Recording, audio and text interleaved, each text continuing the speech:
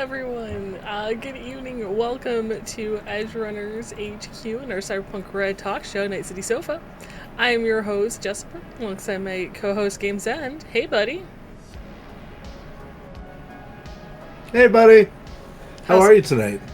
I'm good. How are you? I'm good.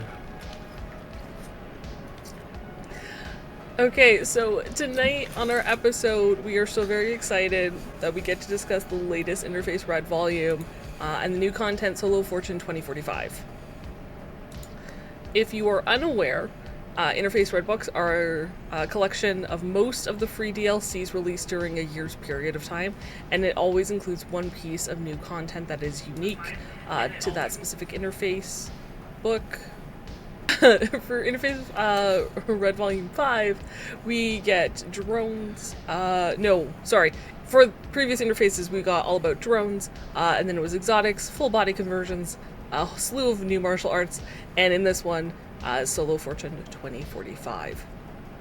Now, purchasing the volume doesn't just get you fancy new content, but it also helps our Talsorian Games continue to produce free monthly DLCs. So every month that we get for free, they still pay their artists and their writers, so each DLC still costs it still costs them money. Yeah, $3,000 to $5,000 to make. So helping purchase, the Interface Red books, which I think is like what, 10, 12, maybe 10 to $20 PDF, is a great way to kick back some money to them as a thank you for giving us free content throughout the year. And if you would like to pick up your copy of Interface Red Volume 5, which since Games is looking at the price, I'll send you a link in the chat in a moment. You can do so. $13. There you go, American. 13 American. Probably 15 Canadian. If you'd like to do so, you can head on over to drivethroughrpg.com and pick them up. If you would like a physical version, it is available print on demand. It's not out yet, it should be soon. But you will get a coupon code when you purchase the PDF to give you that bundle discount when print on demand releases.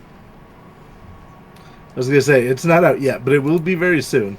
It should be soon. I think they said about a month after the PDF came out. Yeah. And if it is priced similar to Interface 4 was, that's around $30 American for the print on demand. Not bad at all. With the PDF and the, full color. Yep. See?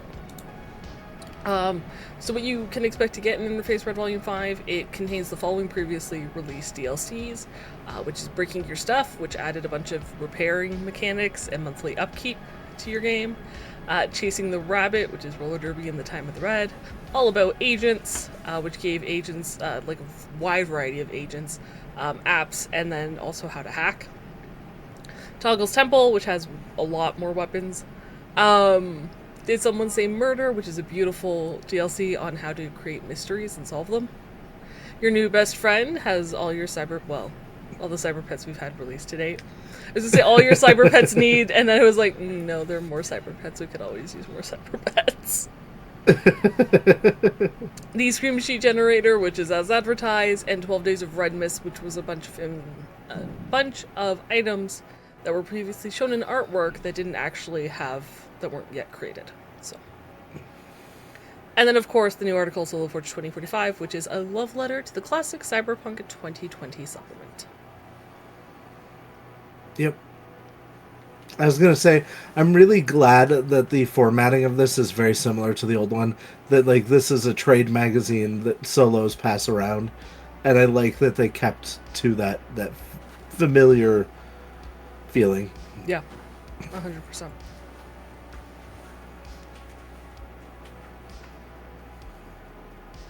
I was going to say, I like that it's, and I don't know if they did this in the 2020 version, I'm guessing not, but I like that the header is very similar to the Black Chrome and what they've been doing lately, where it's got that kind of digital look of, an online magazine, even if you can't get it in print anymore.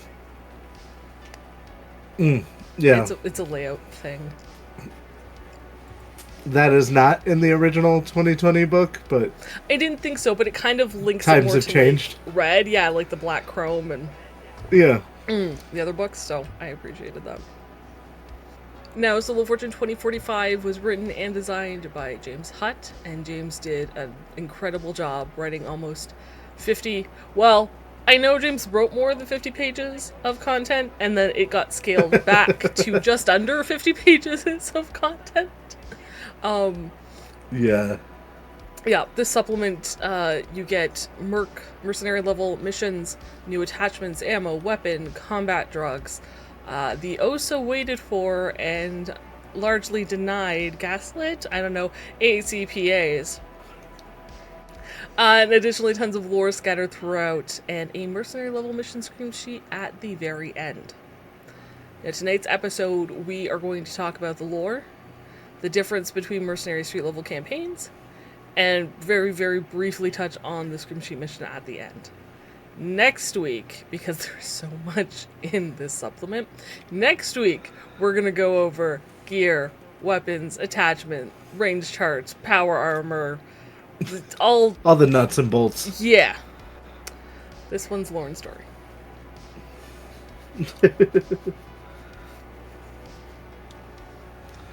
So the very first page of Solo Fortune 2045 opens with a small lore blurb talking to you, the reader, as though you were reading an in-world magazine, because again, it is an in-world magazine. This is something that exists, which I absolutely love. But it also sets the tone of what you're going to find contained within. Essentially, it isn't for anyone that's not already making a living through combat. If your living is tangentially through combat, this magazine isn't for you. These are the ones where, like, combat is your main way of making money. If that's not what you do... And they make it very clear. Yeah. Get out, yep. Like, one of the first lines is, like, this magazine isn't for you. Like... Which is a terrible way to sell a magazine, but also sets the tone really well that, like, no, this is for the boots on the ground. This isn't for, you know, the everyday Joe to just pick up on the weekend. And if everyday Joe picks it up on the weekend, he's going to get flatlined by the people who actually... For sure. Use the book, yeah. I think the highlight for me, though, in that intro section was the last few lines where it's like, this includes the staff of Puddleforge Games. Go find gritty material for your Cyborg Anarchist books somewhere else. As Puddleforge Games is the tongue-in-cheek in-universe comparison of our Talsorian Games, which is the company that makes Cyberpunk RED. I loved that so much when I read it. I love that James, the senior game designer, wrote that.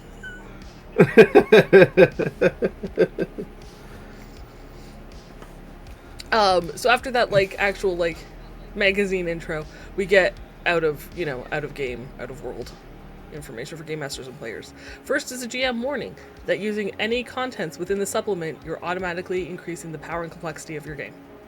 So if you want to keep it street level, it's recommended you either limit the items or don't use them at all. If you do include just because the book exists doesn't mean you have to use it. If you do include them, you're going to need to throw more hardened enemies at your players in order to balance things out. Or you're going to have to do a lot of nice stuff for your players to balance against fighting this level of enemy. Right, yeah. Or completing these missions. In a similar vein, under the player warning, if you equip any of the items from the supplement, you are considered a hardened PC. Yep, expect your world to get rocked. And I'm going to let Games talk a bit while I go look for the criteria of hardened PC. Which is solo level 4, I think, but it's like the easy one. Yeah. I was going to say one of the other tips that's in there talks about how to rebalance hardened NPCs. And it just basically says that you increase all of their attack and defense skills by 2. Basically, you're making people more competent. Is the way to do it. Increase SPs by 1 and armor penalties by 1. Basically, instead of having poor gear, they should have medium gear unless you're fighting mooks. Because at that point, like, hardened enemies should be hard. And that is the point of them. And so they really draw that out in this section, that once you've included this material, your game steps up to the next difficulty. So, I or can't find should. it. There's a bunch of things. One of them is, I think, is your solo rank 4.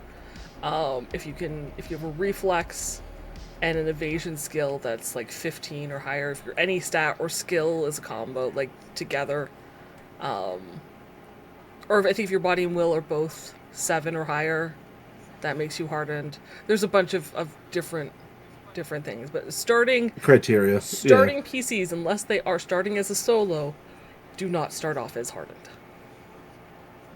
Nope. So keep That's that something you have to earn in mind.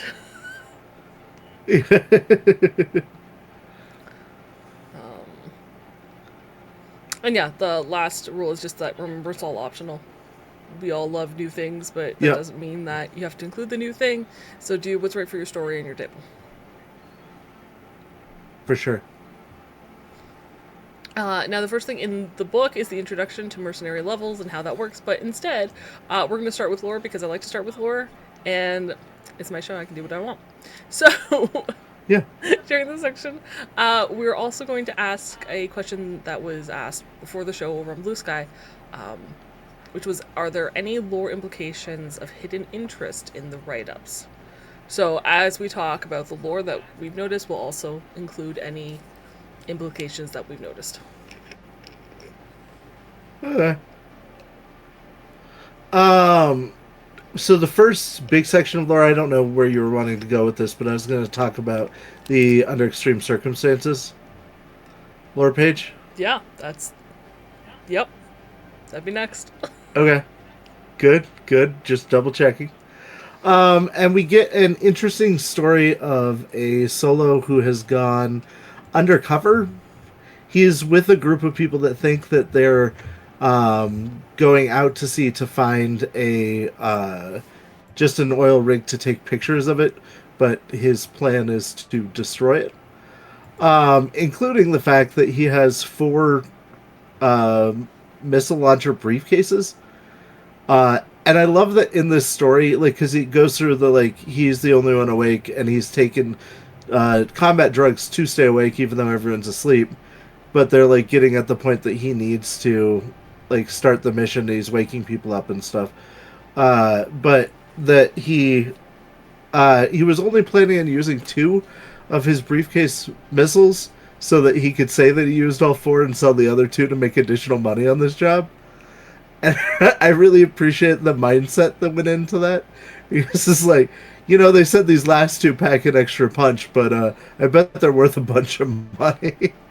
And so, it's a very successful mission from what we get. We don't get to hear the end of it, of course. But, we kind of do. I will also say, is able... Before you get too far, sorry? I love that him trying to sell the extra is completely against rules as written of you don't get to keep anything from your operational budget. Uh-huh. But he's like, I'll just say I used it. Yeah. Which is a good way to show, like, just because rules is written as this doesn't mean you can't try with a persuasion check to go and a conceal reveal. Nope, they got used. Sorry. Right. But he knows that, like, when he's coming in, what his targets are going to be. He takes out a radio tower right away. He takes out where they're going to launch boats to be able to defend. And then ultimately the tower that's holding up the Savoil pump. And so I like that this whole story is basically corporate espionage, but on a much higher, like, a terrorist level corporate espionage. But yeah, so he, makes his money and gets out and does exactly what he was supposed to do. I think by terrorist level you mean mercenary level. Right, yeah, well, yeah. I don't know, man. I would say, like, most mercenary level stuff isn't like, go destroy this hard target. That's what the book is, yeah. Yeah, I'll give you that. Yeah. I could see, like, assassinations and stuff being mercenary. This seems like a lot to me. You're taking down a like a company competition. That's exactly what corporate war is. It's true.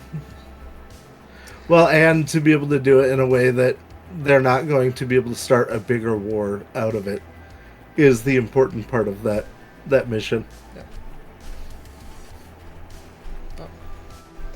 Also, thank you to Heroic, who mentioned that hardened player characters is Endangered Dossier on page 151. Or 150, sorry. 150. Thank you. So, you can take a look at that. But most of your characters are not going to start as hardened, so. No, probably not. If you're throwing hardened enemies at them, make sure that they can withstand. Yeah. But yeah, it's a great story, and it really showcases what a level could look like. Or what this very easily could be a mission that you gave your players. Oh. I think it's a little intense for this guy is effectively by himself for this. So for a solo not a rank. It's weird to say. For a singular yeah. solo. Yeah. To go do this seems like they would have to be very competent to do this job. Oh, yeah. But this isn't a bad idea to give you an idea of things you could do to your players. So. Also, it also really highlights... We haven't talked about what it means to be a mercenary level yet. We'll go back to that in a second. But this highlights one of the basic tenets that you really have to plan everything out, because you will not succeed at your mission without planning, which is an important part of mercenary level work. And this story is like he has thought through all the steps. So...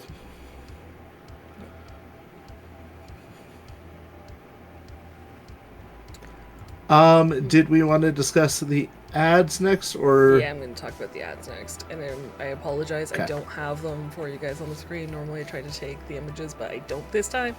But they're pretty awesome. Check them out. And I love the ads because they always give extra lore to the world, even though they're so easy to bypass. So that's when I'm going to spend a good chunk of time talking about them. So the first one is for Slay Day, and we saw... this kind of advertisement on the cover of Night City 2045. And I didn't know what it was. I was hoping it was like, oh my goodness, what's that movie where they get one day to just... The Purge? Yes, I thought it was The Purge, and it was like, or a TV show. I was kind of disappointed. But, because what it is it's a sale day for Great River, which is a pilot program designed and run by... Ziggurat. Great River is a pilot program designed and run by Ziggurat, where customers can order and pay for items via CityNet and then have them delivered by a transporter drone within an hour. And you can find more information about Great River as a alternative shopping experience in Black Chrome. So now you have a date. If you guys are playing in September, don't forget Slay Day. Get discounts on weapons, probably a lot of other stuff. Swords, at very least. I feel like it's the equivalent of like what Amazon's Prime Day. It's a Prime Day. Yeah, but it's remember September 3rd is Slay Day. It's Slay Day, exactly. Which sounds much cooler, but still, it's just cool. Right. Promo. Next is a one-page ad for Midnight Arms and their new designer partnership print program. Which made me chuckle because it's similar in name to our Talsorian Presents. We get a Midnight Arms Presents program where they are where Midnight Arms is the exclusively authorized manufacturer / dealer in the free state of Northern California for independent weapon designers Koshiro Yuzu, Blue Raven, and Alexander Petrov. Now, you may recognize Koshiro Yuzu from the 12 Days of Cutiness DLC. They were the engineer for the Hello Cutie Gun Friend. And they were put on that 2-week time crunch, and so they put like the lemon-shaped indent in all the guns. That's the same engineer. And after speaking with Jay and James in December, we know that Blue Raven was formerly known as JZK, and they are the special weapons designer that you meet in the scream sheet The Big Break that's in the core rulebook. and they were hoping to get a contract with Sanrio. Now, I can't recall who Alexander Petrov is, and if they're mentioned, I don't know, so I apologize. But I do like that at least... I do know this. It's not from Slam Dance. No. Because that was my first thought, was it was the dude from Slam Dance, but it's not. Wild Games looks into this.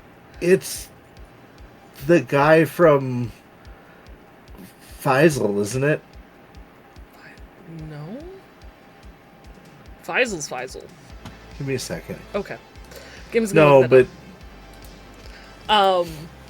But I did like that, like, two of these engineered weapon designer did have some sort of connection with Sanrio, and I'm wondering if there's either instability for Sanrio as a corporation, or if Midnight Arms is like poaching the designers and engineers that they don't want or who have left, and are attempting to be their competition in unique weapon designs. And this may be something. So this is my interesting lore that was hidden in an advertisement. That this may be... I also found this ad very threatening. What, about... Sorry, I only sit with people who have designer weapons? It felt like it's like, yeah, if you're not going about things the right way, like, it just felt very threatening to me. It was like hilarious. The old you wouldn't download a bear ads for piracy. Oh, that's so kind funny. of the feeling that's I got not from the it. Feeling I got. I got like, I only sit with the cool kids, and cool kids have designer weapons. If you don't have a designer weapon, you can't sit at our table, which is a very different vibe. Yeah, we took very different takes on that. But yeah, so my conspiracy is maybe that Midnight Arms might get some Midnight Arms unique weapons that compete with Sanrio in that wacky out there type style.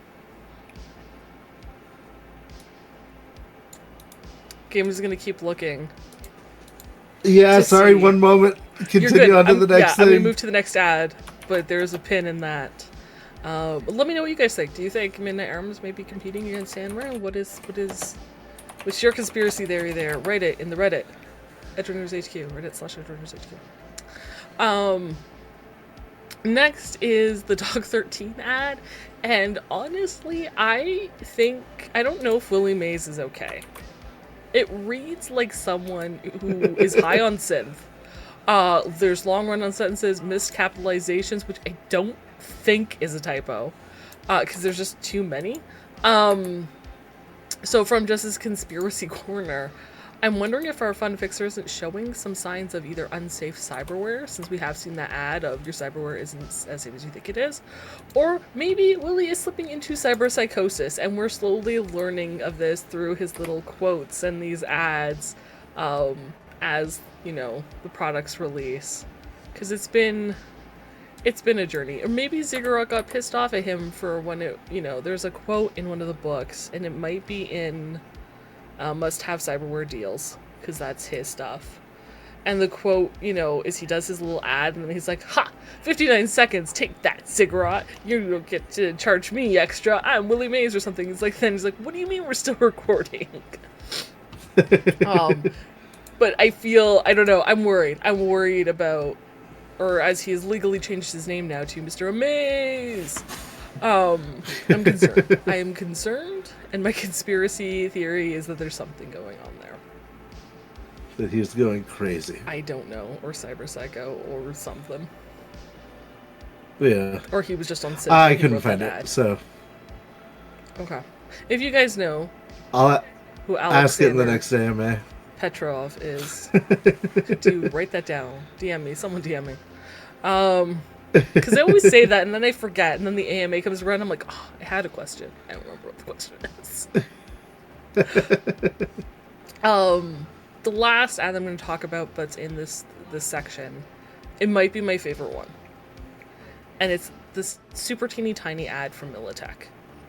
And they are hosting a surplus sale in the parking lot at the same time as Bring Your Child to Work Day and Veterans Day Scop Barbecue. And this has such a strong level of, we don't care about you or your safety. And, like, copious amounts of trouble. Like, I can't imagine anyone with an empathy grader of 2 put this together. Or if some poor intern was told by the higher up that they had to put this together, they're gonna have an aneurysm. I feel like that's what happened because of the way it ends. I feel like somebody who has empathy had to write this for somebody who doesn't. I don't think anyone with empathy wrote it, because all it is like, hey, we're having a surplus sale. At the same time as bring your kid's birthday and Scott barbecue. Don't bring a backpack, no long barrel weapons. That's it. Like, it's just details. But you know. It also says, let's all be kind and courteous to each other. Oh, please. You know kids are going to get their hands on those weapons. Oh, yeah. Like, which might start some PTI. Like, it's just a bad mix. It's just a bad mix. Also, Militech serving SCOP to their veterans is, like, just the biggest kick in the teeth. If you ever thought they were good company. No. Right.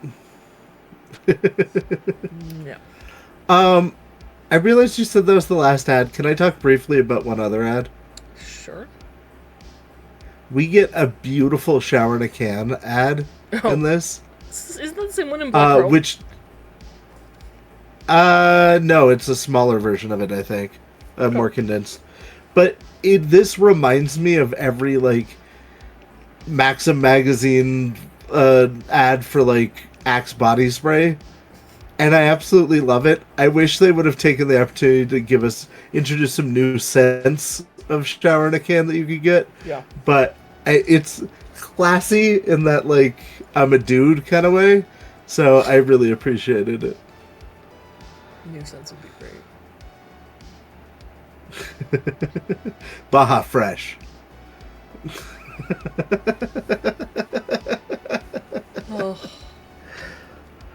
Oh, that's it. That's what I got for ads. I'm going to pass it back off to Games to talk about his next Better section. killing through chemistry. Yeah. So in this letter is almost a plea that we get from Annabelle Cruz, who apparently is a veteran of the Second and Central American War. They were sent to see what they could do with different plants in South America. They were a pharmaceutical doctor that had just graduated from Nice City University. And they were able to make a lot of combat drugs and chemicals that were not good in the least. This is a very long technical letter that she writes, which is written very much like a scientist would write. And it's worth the read, even though I think it's written kind of dry in places. But that they would, like... The U.S. were intentionally subjecting their soldiers to the chemicals as they were discovering them so that they could test the effects and things like that. Basically, this is getting you those higher-end combat drugs that should not be on the street, and that's kind of how the letter stops, is like, hey, I'm going to be dead a week before this comes out, but so you know, these cannot get to the streets. Like, I know for a fact at least 6 of the drugs that I made have already found their way into the secondary black market. It's real bad, guys. And the reason I like that is because it's like, even if they couldn't make super soldiers using just machinery, they were trying to make them chemically also. So combining the, like, mechanized super soldiers with the chemical super soldiers is a recipe for disaster. And that's kind of what she's trying to let us know at the beginning of the combat drugs section of this book. Also, I will say, I know you said it's dry in some places, but I feel like if it's going to be a scientific report, it's got to be. And props to James for being able to write, you know, one story that's very narrative and dramatic, and another piece of writing that's scientific and dry. Like, that's a beautiful range of skills. Of writing prowess. Mm-hmm.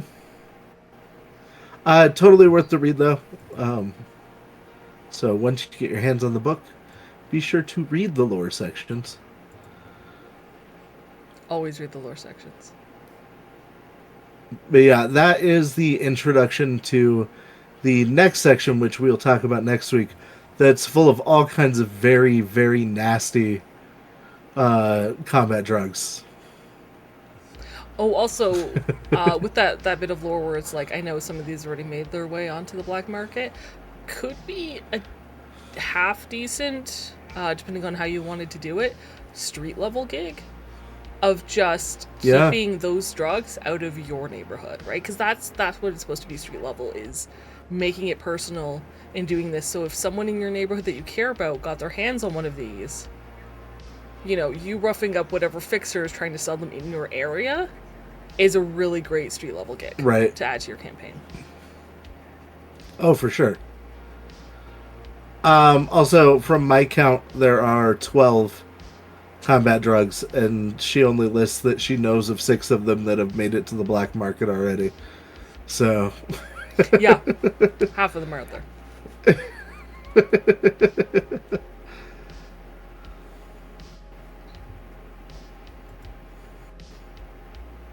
And yes, Hirok will be talking about that next week. That the specifics of the drugs and how they work are next week's topic. yeah, some of the drugs that, especially the ones that destroy your humanity, are brutal.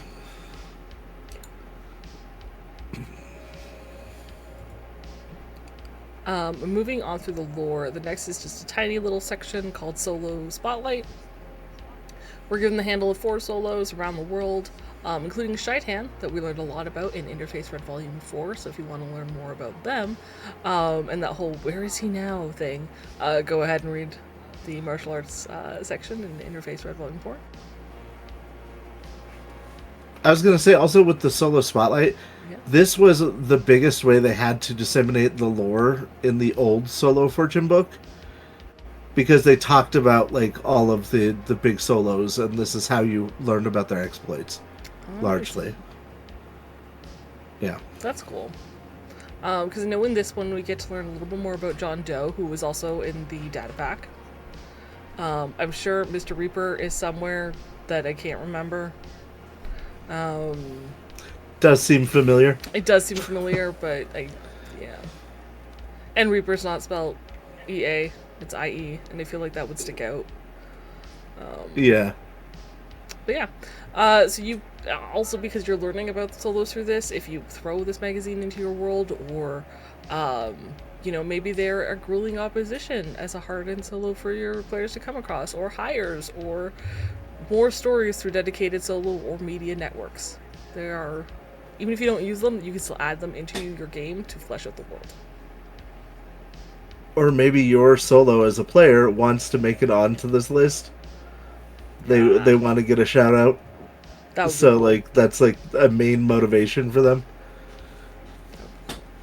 Yeah, if your motivation was fame, reputation, that Yeah. could be their ultimate goal, is getting their This is name like on the spotlight. scoreboard. I love that. I love that.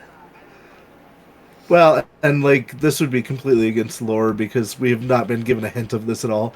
But in your world, you could be like, yeah, Solo Fortune's ending. Their last issue is coming out next quarter, like, and so you're like, this is your solo's last chance to like make the list.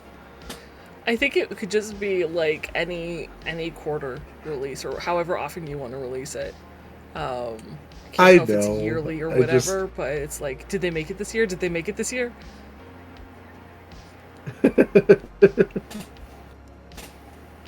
I love those '80s movies, and it feels more '80s movies if it's the last. Yeah, but then you're shooting yourself in the foot, like, for future releases. You know what I mean? So I wouldn't do that. It's the last issue before they retire and settle down. There we go. Yeah. They're doing their last job and hoping it makes it into Solo Spotlight. One last job. Next, I'm going to talk about the one-page hiring hall section, which is just wantless. Like, it's a classified page. It's a page of classifieds, and it's fantastic. It opens up with Ned. Never naughty Ned, the one who's plays Santa. that is that Ned, which is really cool. Not only is Nice. there a gig idea if you want, but it's also a nice teaser for Playland by the Sea, since we learned that Gunmart has a museum of movie weapons, which, let's be honest, could be an epic gig for someone who wants the real, like, movie weapon, whatever heist mission.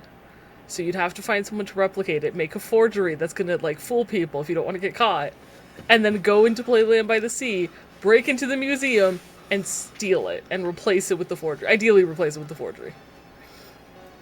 That's awesome. I love that idea. Right? I got that off of an ad. So, like, always look at all the things. There's so much you could do. Now, some of these listings are for, like, solos with a capital S, and work around the world. Others have contacts here in Night City. So anything on this page you can use, spark a gig idea, scream sheet, rumor fodder for your medias, anything to make the world feel alive. And if the sea vehicles and 12 Days of Vehicle Mist really got your motor running, the Riptide Confederation listing might make a perfect starting point for a pirate campaign. Yeah. I also love that the 20 is looking for a new bouncer, and you have to be straight edge to get it, but you get free smoothies. Yeah, because the 20 doesn't serve alcohol. Yeah.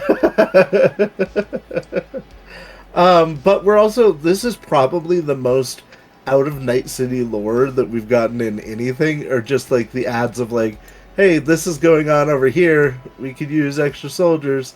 Yep. Like, because usually they go out of their way to not talk about anything outside of Night City currently, because that's what they want to focus on.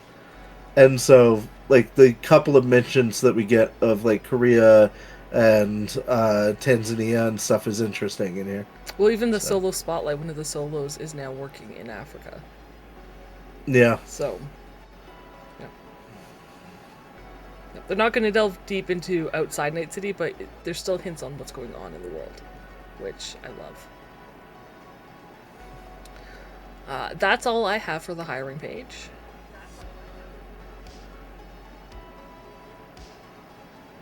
Anything Games is thinking? Yeah, no. Okay. No, you're good. I really enjoy do you need to blow something up? I have C4 or C9 for sale. Shop is closing.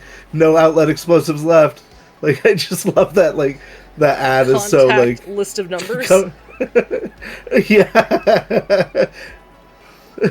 Yep. That could also be a great gig idea. Yeah. That was my only note. Was just that I really love, like, how professional some of those ads are. They're, like, definitely corporate recruiting bullshit. Lazarus. And then, like, that ad's like, you want to fucking blow something up? I don't care what you're blowing up. I gotta sell all the C9. Yep.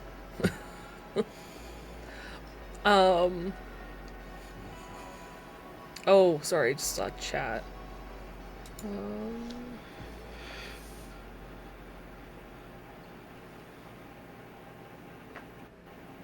Oh, that was from before. Never mind.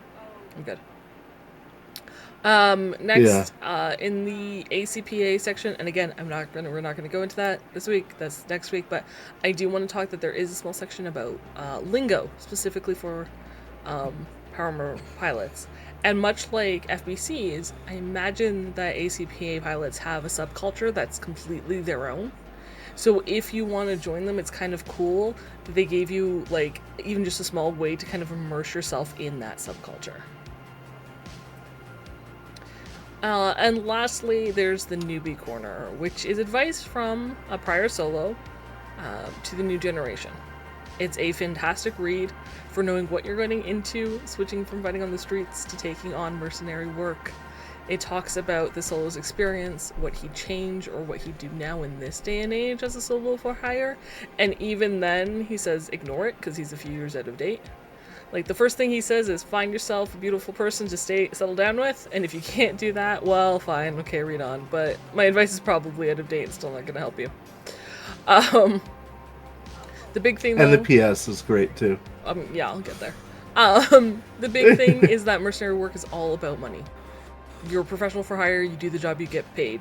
You don't have room, really, for morals. On the street, you do. Merc level, you don't. Then they talk about how to start, what's needed, how to live, how to survive, and the lonely life where trust does not exist. At the very end, it is signed with the initials MB with a postscript to RA. I believe it's safe to assume that this is therefore written by Morgan Blackhand with a small script to Rogue. Without it actually being or confirming that it's Morgan Blackhand. Right. It's a pretty good bet, though. Yeah. No, we did have a pre-show question from Chris over on Blue Sky, asking, what do we think Morgan Blackhand is up to, and how did he survive? Currently laying as low as possible. Out of the game. As far as how he survived, no clue. Do you have thoughts on it? I'm going to give probably the most annoying answer, which is, I think, very in line with how I've seen Jay answer questions, which is he's up to whatever you need him to be up to in your narrative, and he survived because he did or did not need to survive. He just did. It's one of those mysteries. Whatever works in your story, your lore. I think that's valid. Though my answer that he is based on this writing alone, I'm fucking out of the game. I'm retired. Yeah, more or less, yeah. Like, don't do this. I live this life. I'm done. Yeah.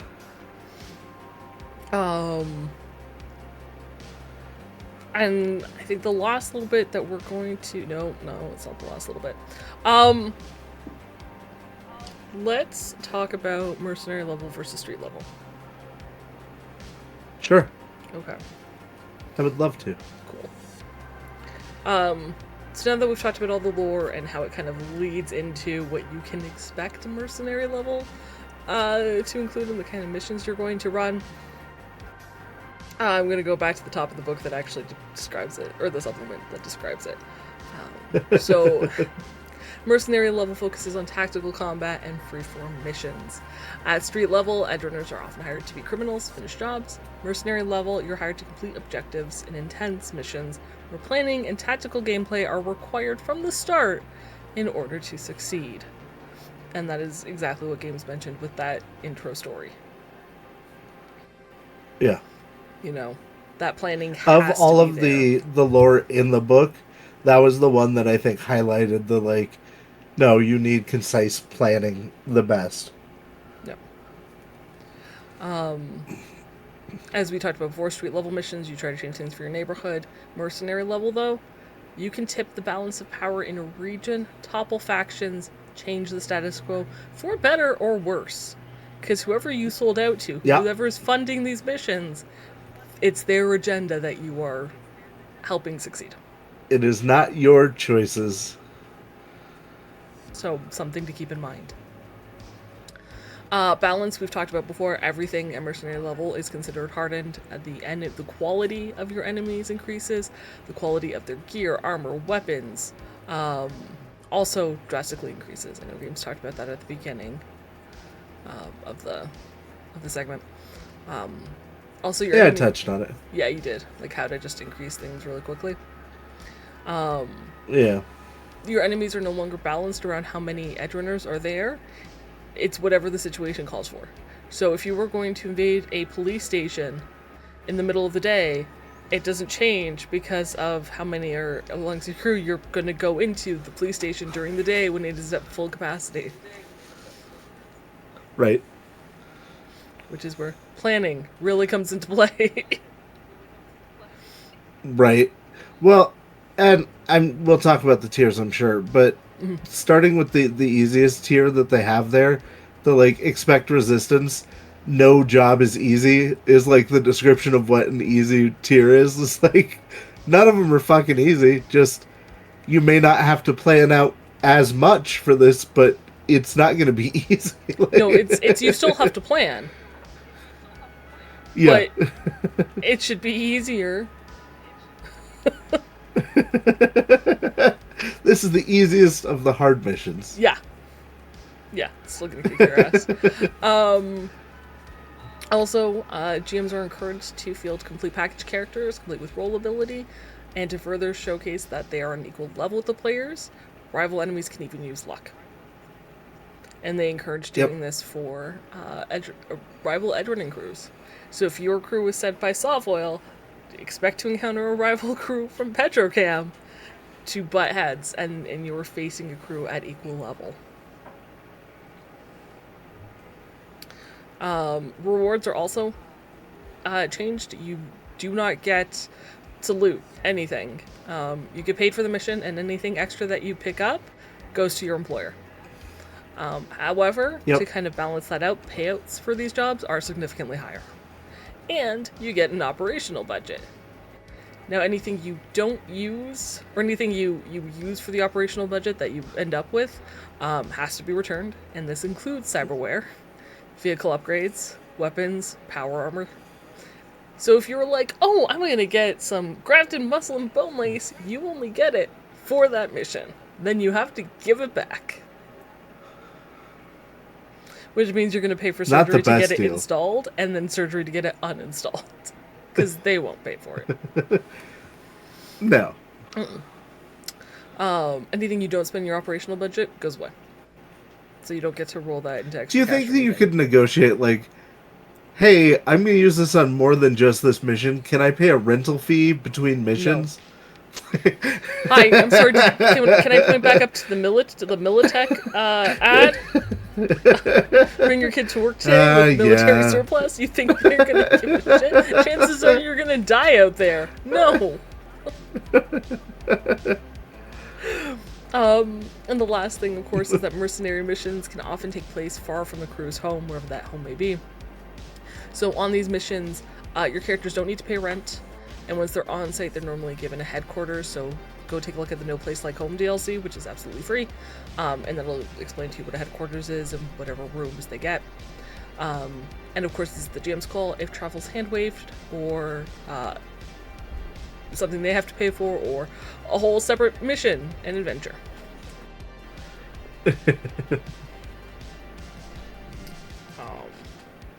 And yeah, if you want to talk about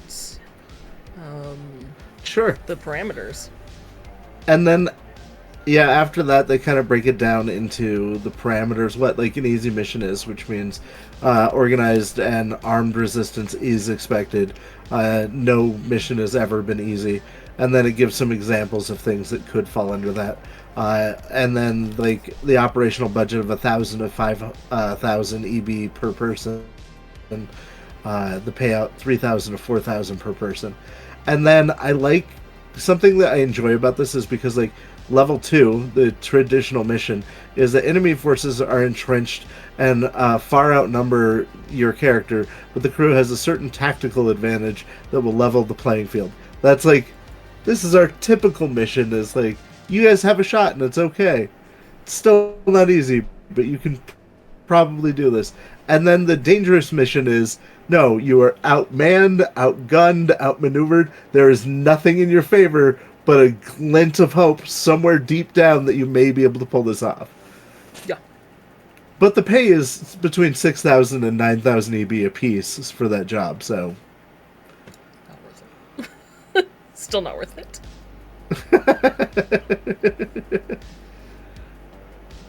They also do give examples of what each of those jobs would look like, so you have an idea of what you're getting into. Yeah. Which I appreciated. The operational budget, I think, is the biggest thing for me. Oh, for sure. I'm sad that I have to give things back, but there's been a lot of times in our long-form game that we play that I've been like, man, I wish that we had we have a group fund, but I wish we had a group fund with like 30K in it so that like for this mission I could get the thing that I need to do this job. I need to buy, an extra blah blah blah. Yeah. If it gets used, you only have to give it back if it's you know, if you borrowed it, if it wasn't used like those rockets, right? If you didn't use all 4, in theory, you have to give them back. Don't get caught not doing that. Yeah, that's not going to go well for you. And I think with this pre-show question, I'm going to have to give a warning, but there's a pre-show question of any advice for, quote, oops, we're kind of already doing this, end quote. So, spoiler warning for those of you who may not be caught up, which is the Scarlet, which is the long-form actual play that Games and I play over on Saves First Death. Play infrequently? Yep. Yeah. But you can check it out. It's a great story. And I feel like what we play is a very, I guess, low mercenary level missions at this point. Yeah, I think that there's been 1 or 2 missions we've done I would call typical. But for the most part, a lot of the things we've done have been the higher end of street or the lowest end of mercenary. Yeah. I would say that the bullet, for example... That was a mercenary level. That was an easy mercenary level mission. I would put that as a typical mercenary. No. Because they were entrenched, They were not entrenched. We were outnumbered. We were not outnumbered. They had AVs... You and I remember this very differently. We were very much outgunned. Debatable.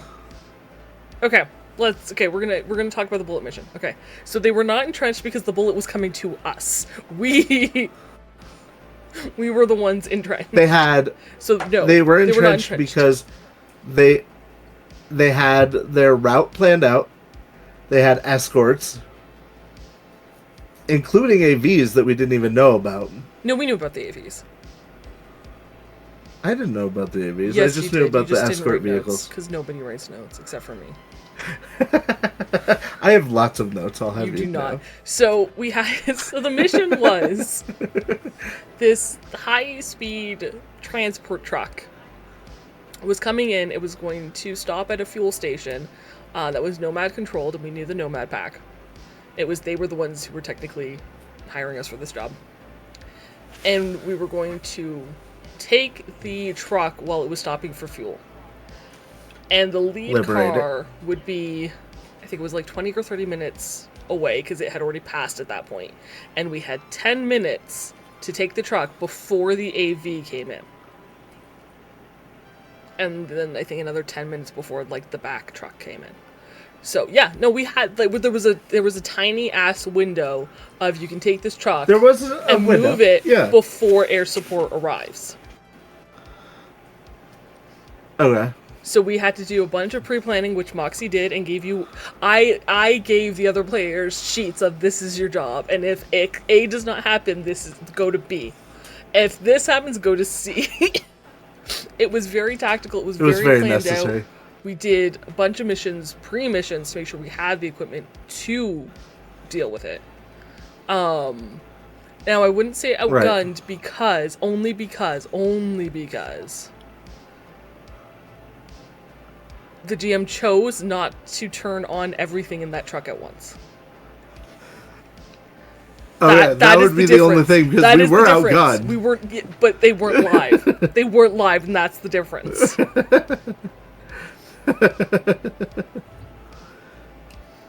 I might argue that it was one of them easy, betrayed, and there was extra firepower that we weren't planning on encountering.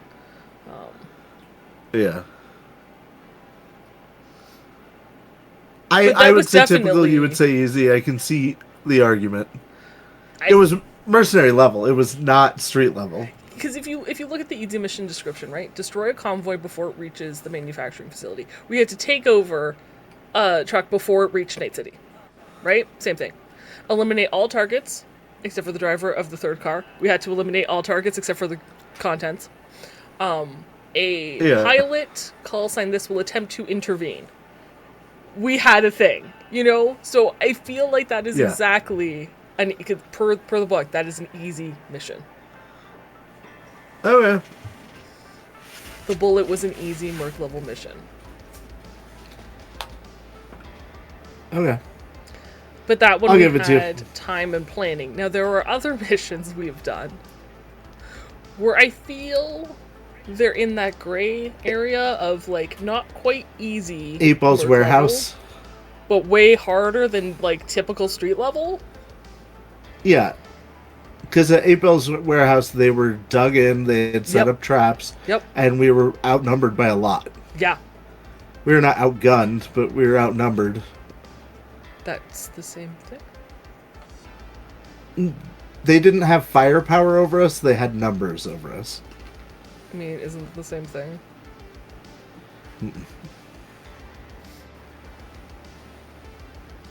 I'd rather go against 5 guys with baseball bats than 1 guy with a railgun. You say that, but you weren't Moxie who got... I missed every single fucking attack, and he crit hit me, what, like 3 times with fucking baseball bat? You got wrecked. I got right. Mind you, running into the warehouse where like a bunch of aim shots at my head and a bunch of firefight went off. Nah, I was fine. They missed every time. The baseball bat almost fucking killed me. Yeah. So, yeah, that one was way higher. The lantern, we were outnumbered. They were in charge because it was and their thing. They had home ground. Yeah. People. What are some of the other ones that we've... The one that we're about to go into is... Well, the arcade easily could have been that, but didn't turn out to be. The die knife situation could have turned out to be, but wasn't. Like, there's a lot of these situations that we could have been well over our heads that weren't as bad as they could have been. And I think that's because when Blank plans them, they are planned to be over our heads, and then he feels bad and backs down a little bit, is my guess. I feel... Maybe. He You definitely... remember the time when I took the boat into Maelstrom? Yeah, I do. Wraith makes a lot of decisions that I question. Also, and I think this is kind of what chat is saying. Heroics like grenades, excellent quality weapons, etc. Blank does do that. A lot of our enemies, until recently, were wearing light armor jack. They should not be wearing the same as edge runners. They have excellent quality weapons. They can bullet dodge. Those aren't things that, like, it shouldn't be comparable to us. They all can bullet dodge, by the way. I know. I feel like this was a thing because my weapon skill is high. Yeah. And he didn't like the fact that I was actually hitting a lot of my shots, so he's like, they bullet dodge now. Or at least the ones that Moxie fights, those ones bullet dodge. Regardless of if enemies can see them or not, because I don't feel like a bullet dodging enemy should have seen Quinn, who was sniping from a roof, like, meters away. Like, you can't see that bullet coming. Like, no, you can't dodge that. You don't even hear the sound in time. Exactly. But no, the escape from the Nook. Everybody was in, like, fucking Metal Gear. Oh, yeah. We were way outnumbered. They had AVs just woke up. We were hungover. They had AVs. They had bombs. They had Metal Gear. Yeah. It was a bad situation. Yeah.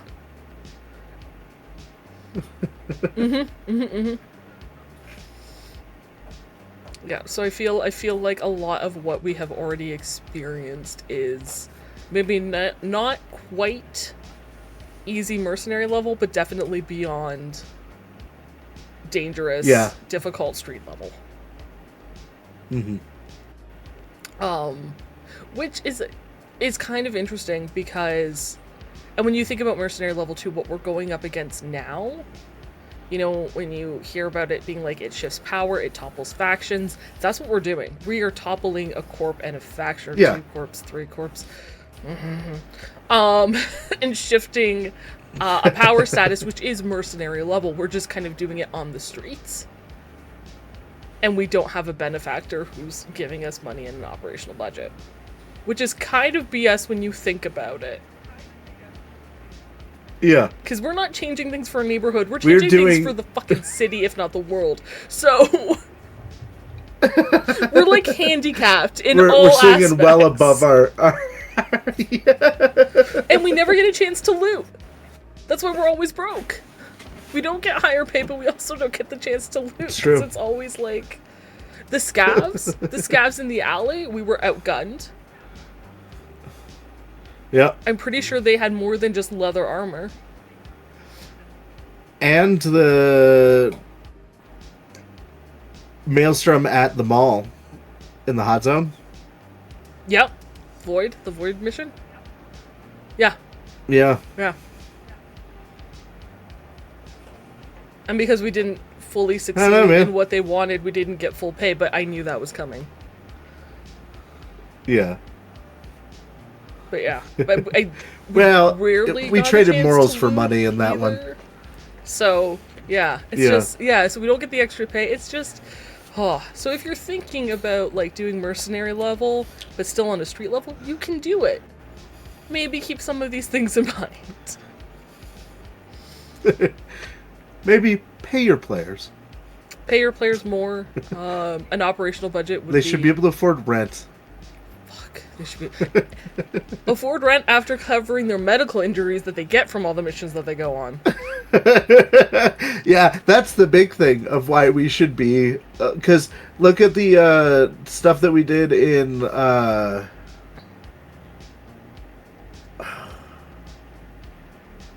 we were in Pacifica at the guy's house. Oh yeah. Streamline. Streamline, the Streamline stuff. We need a backer to cover just our medical expenses. Right?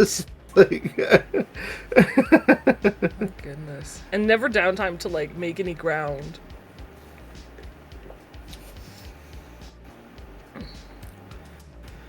There was something else I was going to say now.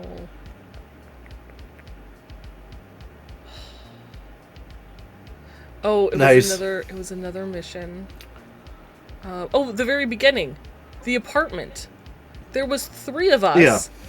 And he was Streamline. That's the street level story. It should be a street level story. He had Streamline who was hearted, and then I'm pretty sure he had 5 extra goons that were not in like crap armor attacking 3 players. And he hit me with a claymore off the hop and had a traitor, so it was actually 2 people versus 6. Right. And then we lost everything to start the story. Yeah. Which was a very dramatic start. It's great now, but like, that is like from the beginning it's been like low end mercenary level difficulty. Without the pay, without the rewards, Hold on. We were working at mercenary level for at least a section of it because we were working for the Eyes. Whether or not most of us knew it, you were working for the Eyes. I haven't gotten... But I didn't get paid from the Eyes. Yeah, the AV. That was your payment. No. And the lungs. You got lungs in the AV. Well, okay. I got an advance on new lungs, which was in trade for do all this extra work.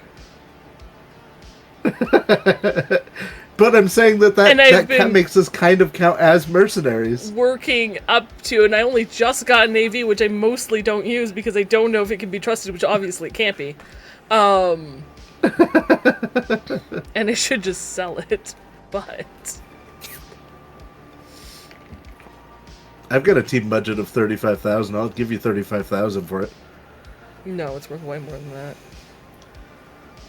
I know, but that's all that Desiree will let me spend. So I'm not selling you the AV.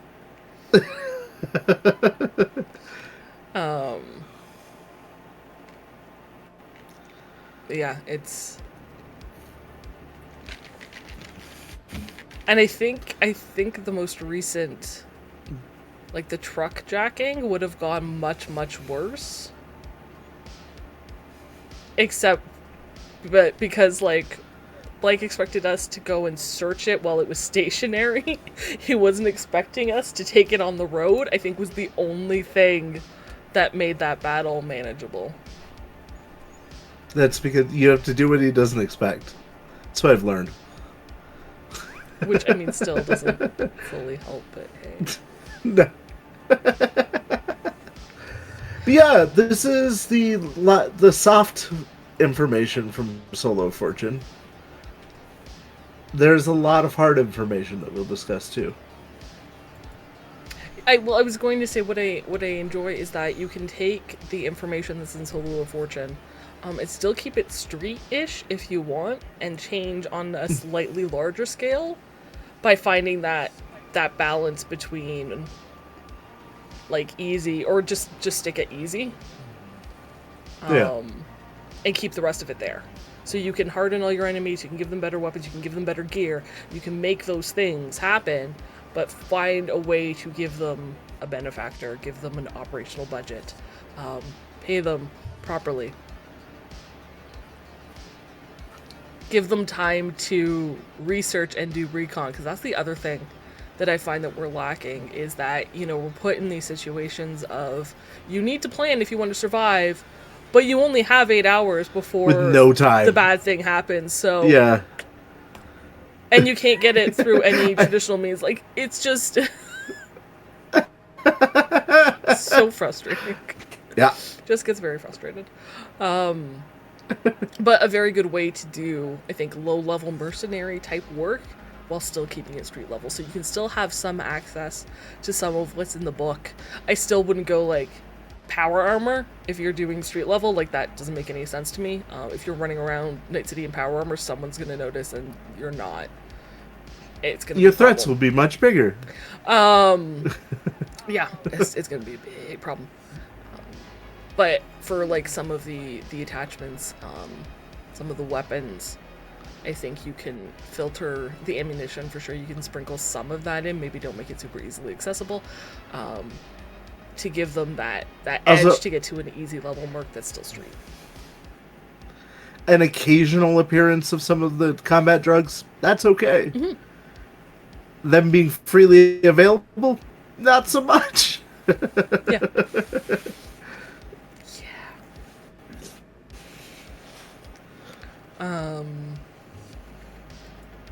So I think that is my note on, or I guess any advice. Yeah, that was my advice, is find a way to give them an operational budget, give them more funds. Even with, I will say though, with the bullet mission, we did get the payout because we were allowed a $5,000 item from Black Chrome as a reward on top of our pay.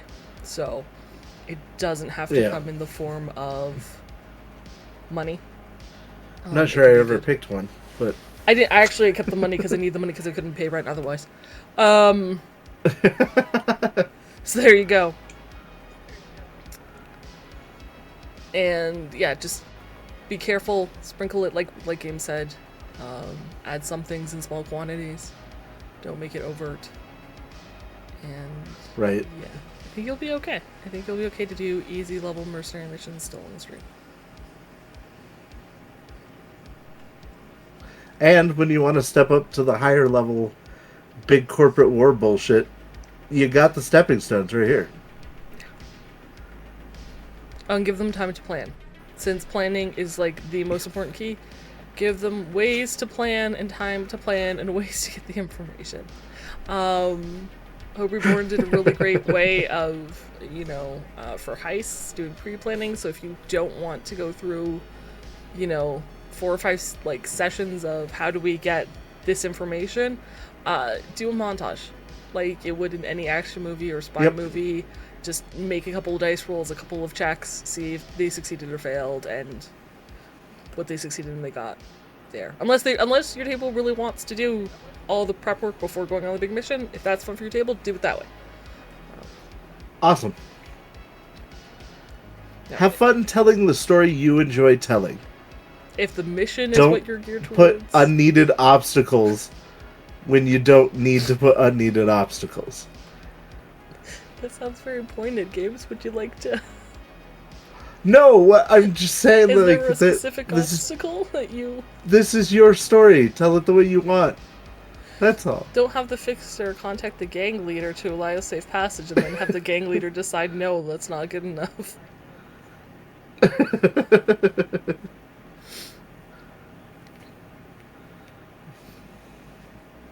Yeah. Yeah. The last thing I think I'm just going to very briefly talk about is the Georgia on My Mind screen sheet.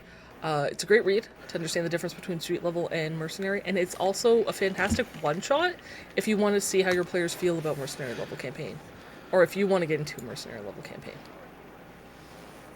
Yeah. Actually, that's a great way to use a lot of the scream sheets in the books, is because each of the books that introduce new concepts or gameplay usually come with a solid scream sheet that you can try out to see, like, okay, is this going to work for our group?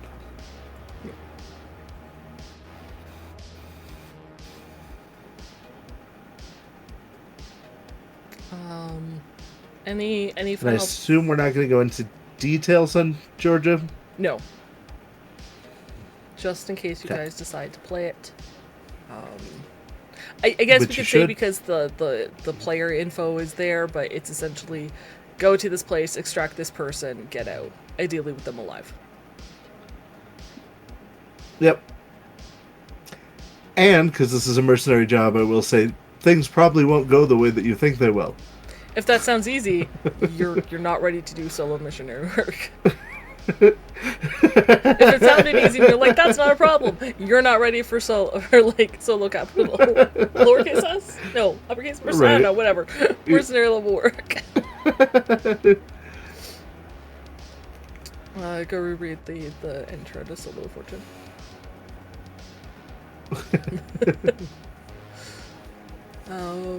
But yeah, Games, what are your final thoughts on at least this first bit of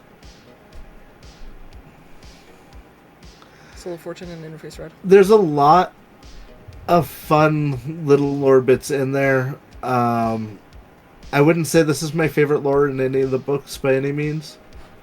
But there's still a lot of good content in there, and I like the voices that write each of the articles, and that it feels like you're reading an old trade magazine. So I would say that staying true to that meant a lot to me. That makes sense. Yeah.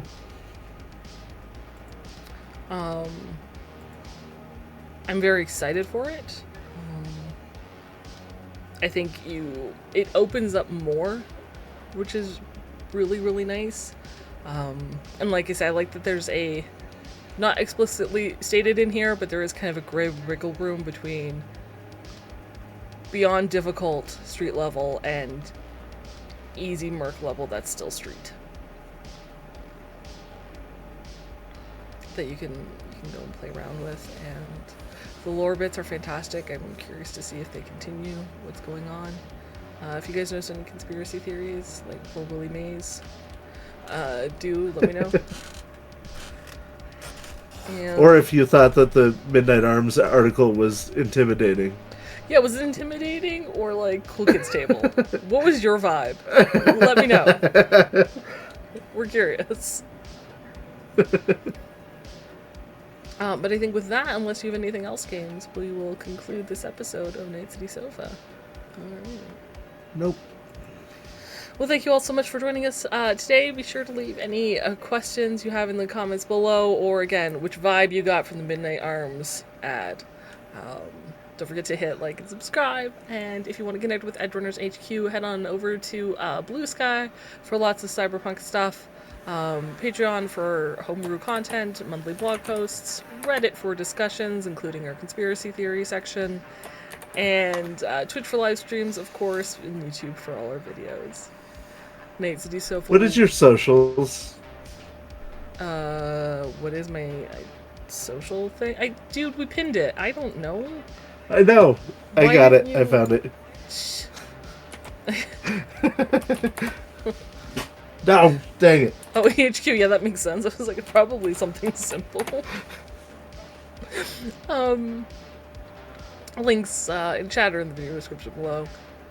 Night City Sofa will return next week for part 2 of Solo Forge 2445, where we will discuss all the badass gear that's going to help you complete in these missions. So we will talk about the attachments, we will talk about the new ammo, weapons, drugs, and power armor. So until next time, meow for now.